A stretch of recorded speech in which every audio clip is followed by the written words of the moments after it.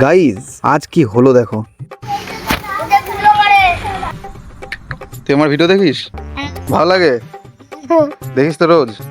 ঠিক আছে, পুরো আনএক্সপেক্টেড গাইজ, এর জন্যই তো আবার স্টার্ট করলাম। তো আজকে আমি ক্যাঙ্গারু আর কানু একটা ইম্পর্টেন্ট কাজে কলকাতায় গেছিলাম, তাই আজকের ব্লগটা শুরু করছি ওখান থেকে। এখন কাজ কমপ্লিট, তাই এবার বাড়ি ফেরার পালা। তো এই হচ্ছে হাওড়া প্ল্যাটফর্ম, এখন ট্রেন ধরবো। আর ভাই ট্রেনে উঠেই বুঝতে পারলাম আজকে জিম করার আর দরকার নেই, এত ভিড় পুরো মাথা নষ্ট। তারপর অনেক যুদ্ধ করে নেমে পড়লাম আমাদের গুপ্তিপাড়াতে, ওখান থেকে সোজা বাড়ি। কিন্তু বাড়ি আসতেই যা গরম লাগছিল, ভাবলাম ঠান্ডা কিছু না খেলে আজকে আমি লিকুইড হয়ে যাবো। তাই মায়ের কাছ থেকে টাকা নিয়ে বেরিয়ে পড়লাম দোকানের দিকে, আর তারপর নিলাম একটা ক্যাম্পা পাওয়ার আপ। এবার দেখার পালা এটা খাওয়ার পর সত্যি পাওয়ার আপ হয় নাকি শুধু নামেই পাওয়ার আপ। একটু এগোতেই দেখে একটা ভাই আমাকে কিছু বলছে, কাছে যেতেই শুনি,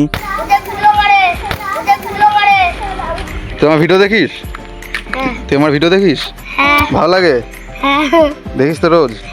ঠিক আছে। সত্যি বলতে এই জিনিসগুলো একটা আলাদা হ্যাপিনেস দেয়। তারপর আমি চলে গেলাম সোজা শান্তিনিকেতন, কারণ এই ক্যাম্পার বোতলটা আমি যদি এখন বাড়ি নিয়ে যাই তাহলে আমার মনে হয় না যে ক্যাম্পারের বোতলের মুটকির এক মুটকি আমি পাবো। কিন্তু আর একটু যেতে না যেতেই দেখি সেই লেজেন্ডারি উটপাখির সাথে দেখা, অনেকদিন আগে দেখিয়েছিলাম তোমাদের ভিডিওতে। ও আবার এমন ভাবে তাকাচ্ছিল যেন বলছে ভাই একটুখানি খাওয়াবি। আর তোমাদের ভাই কাউকে না খাইয়ে থাকতেও পারে না, তাই পুরো বোতলটাই ওকে দিয়ে দিলাম। তারপর আবার দোকানে গিয়ে আরেকটা বোতল আমি কিনে নিয়ে আসলাম। তারপর আরাম করে পাওয়ার আপ করলাম, কিন্তু পাওয়ারটা বেশিক্ষণ থাকলো না, তাই শান্তিনিকেতনে একটু বসে আবার বাড়ি চলে আসলাম। তারপরে বিএমডাব্লিউটা নিয়ে চলে গেলাম আমাদের রেলগেটে মিষ্টির দোকানে। ওখান থেকে এটা ওটা খেয়ে দিয়ে বুঝলাম ভিডিওটা অলরেডি অনেক বড় হয়ে গেছে, তাই আজকের মতো এখানেই এন্ড করব। আর হ্যাঁ, এত কষ্ট করে ভিডিওটা বানালাম, একটা লাইক কিন্তু করবে।